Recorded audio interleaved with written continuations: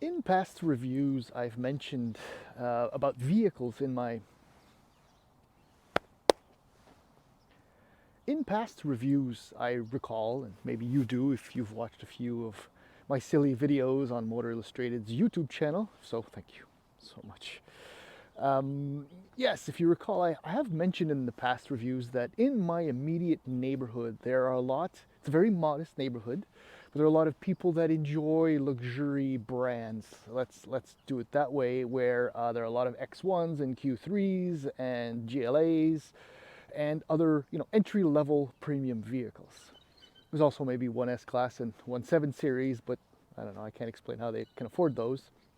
But what there are a lot of are Kias and Hyundais everywhere. And one of the most popular models in, let's just say, I don't know, in the 4-block radius of from my house are these. Well, not exactly this one, because this is the all-new 2024 Hyundai Kona, but the previous generation. There must be, my last count, which was earlier this week, which I doubt anyone's bought another one at this point, there are 8 of them. That's a lot. On a percentage basis, that is a ton of Konas. Not one of these though. Not one of the new ones, not yet anyway. Which kind of makes me think of something. Please try and follow. Well, it's not that complicated, because I'm not smart enough to explain something that's complicated, so it should be easy enough. The first generation Kona, hugely successful for a number of reasons. One being design. Now, if you recall the Sonata, very popular mid-size sedan over the years until the current generation, which was, okay, so it could be coincidental with, everybody moving away, having moved away from sedans to SUVs, but the design change, the evolution was so great, so a little over the top that, well, people just didn't adhere to the new design language. And although that probably won't happen with the Kona, there is something that has happened here where the previous Kona was quirky, but this one is, well, not exactly attractive, but it's still very interesting. There's a huge contradiction between, at least in my opinion, what you see and what you get. So anyhow, in the following video, we'll do a few laps of this 2024 Hyundai Kona, and then we're going to take it for a drive. I don't know if you can see, you probably can't see that one. Can you see? Yeah, you can see that one. So this one is not the boring, well, no, there aren't any boring versions per se, but this is the mid-trim, interesting version. So please hang in there, and here we go. Okay, let's just jump right into design. I mean, I don't want to say it's ugly, but it's just, I don't know. The Kona is not running, it's just on, so you can see the LED line across the top of the bumper and the bottom of the hood, and it's, if you look at it too much, it looks like a big gap, and I just didn't know what to do or how to finish the front end. And I'll be honest, the headlights on each extremity there, I mean, it just looks like a, I don't know, looks like a catfish or something like that. This Mirage Green though, very nice color. I love it. I think the side profile is the nicest angle for the new Kona. I love the roof line, but there's so much going on. I mean, you can appreciate it. I mean, the flares in the back, the creases in the doors, the flares in the front, they look at more creases. It's just completely insane. And what I can't wrap my brain around is this wheel gap. It's enormous. And these are the 19-inch wheels on the N line. Maybe one of my favorite things is the little over-the-top spoiler, but that's kind of what I do. In the rear, it's a little bit better, where the LED line kind of bisects, splits the top from the bottom, which kind of works. But the tails at the extremities like that, I don't know. Base price for the, so essentially, I don't know. I think it's a little over the top. Hyundai went too far, and it may or may not work. I don't know. For those that love their Kona, want to update their Kona for a new one, we shall see. US base price for the front-wheel drive SE, $24,100. Limited top trim, $31,650, and the N line is $30,650. Canada, the base trim is the essential for $25,999. So hold on to it, okay? 12.3-inch touchscreen, heated front seats, all-wheel drive. That's right, it's standard in Canada. 17-inch wheels and a lot of LEDs all over the place. That's a freaking bargain. But you get the 2-liter, because when you move up to the N line, which is the top trim in Canada, $35,499. The 1.6 turbo, these ultra cool 19-inch wheels, they're really growing on me. You get the digital key, 12.3-inch digital IP instrument panel, smartphone. The digital key is the smartphone access to the car, which is very nice. Bose audio, leather suede seats. It's really, I mean, the level of equipment is fantastic. It's just the styling. So if we climb aboard, I mean, the vehicle is a few inches longer, a few inches taller, a few inches wider, or 1 inch wider, which means that they've reworked the cabin quite a bit.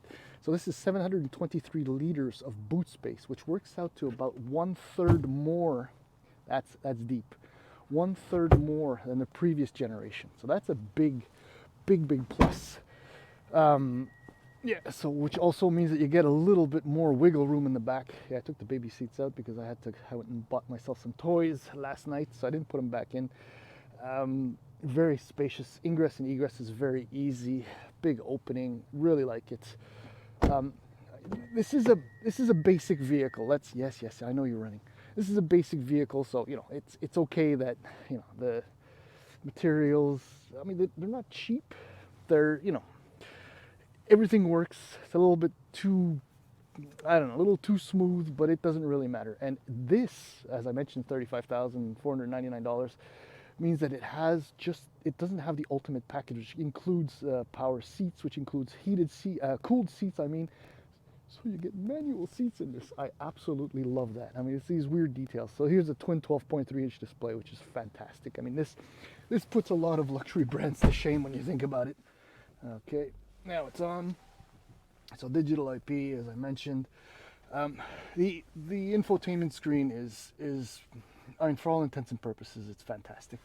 Accessing the menus is very straightforward. There's nothing crazy about what you're facing here. It's just all, you set your profiles. It's great. So the redundant fixed buttons, controls, I absolutely love. That just works beautifully. I mean, you want media for your radio, boom, it's just fantastic. And the HVAC control, same thing. Instant access, no need to wait for the screen to load. And then, boom, yes. So heated steering wheel 2 mode, heated seats 3 mode. This is where the cooled seat button would be. Wireless charge pad. I love this, that the fact that you can just use it as a USB or to connect to the infotainment system. It's just fantastic. Storage is amazing because now the shifter is what was pulled or originally offered in the Ioniq 5. So this opens up so much space, and then boom, I love that. But the storage is incredible. I mean, if you open it up, you can put so many things in here. It's just nuts.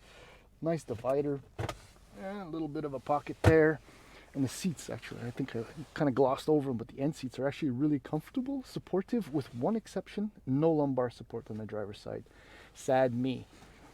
Door bins are a decent size. The dashboard itself is really nice. I mean, this bin here is fantastic. I love the red accent touches.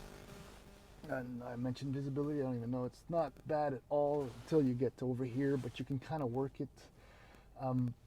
The interior, the little lights, if I'm not no, this one doesn't have the lights. Mistake. But the steering wheel itself, the N-line steering wheel, is fantastic. The grip is amazing. The spokes are not too big, and yes, paddle shifters for the 8-speed automatic transmission, not the CVT. I think I've said enough, so it's drive time. Drive.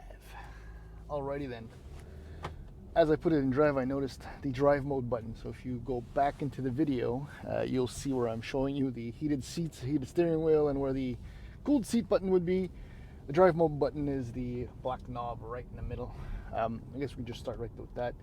Sport, snow, and normal. Excusez-moi. I've used sport on a number of occasions for one main reason, which I suppose I can touch on right now.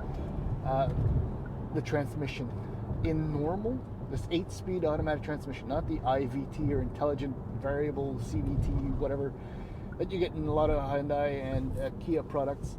It's an 8-speed, but in normal, it reacts worse than, I don't know, most, not CVTs, but like old school dual clutch transmissions when you used to get onto the throttle and you had to wait and wait and wait until the clutch engaged and then you could drive off. It's like that in this, which is really, really strange.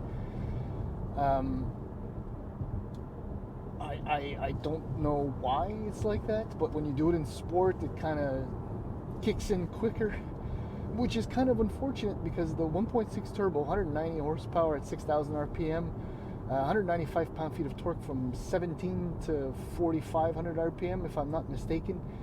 It's actually a lot of fun. I mean, it's a lovely engine, and I've always enjoyed it in whatever Elantra or Kona or any other vehicle that I've experienced it in, even with the hybrids and the SUVs.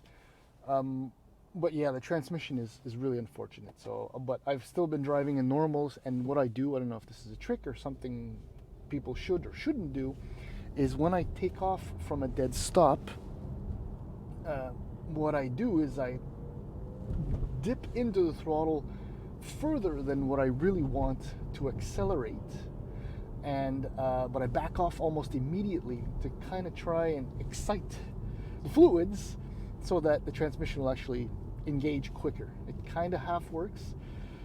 It could be one of the reasons why my fuel consumption is really, really bad. I think maybe you saw it's like 12, but I've been doing almost exclusively city driving this past week.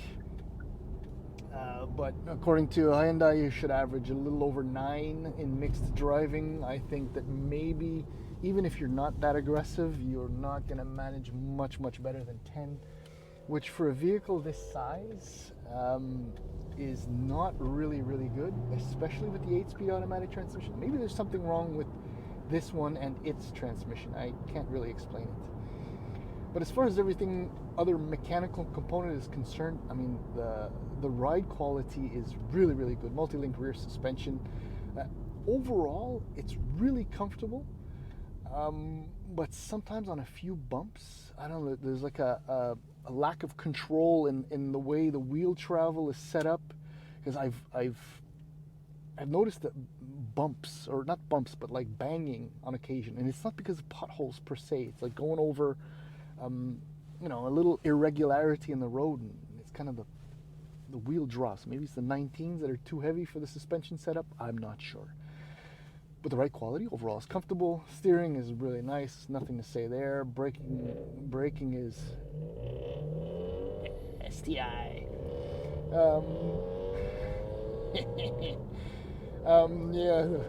So easy to be distracted. So the drive is really good. Fuel consumption is a little bit high.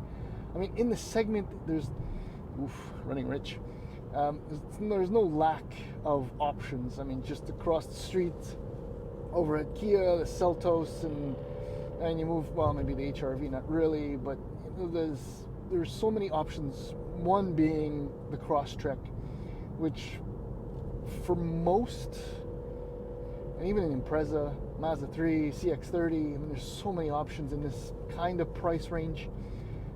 But I think the Crosstrek is probably the most interesting if you want all-wheel drive and you want a little bit of a rugged-ish look with wheel gaps like that. That's it. I mean, no, that's not it. I will end on, long-term reliability. Even medium-term reliability is always kind of a little iffy. For some of these Korean products, I hate to say it because the value proposition is always so crazy and amazing.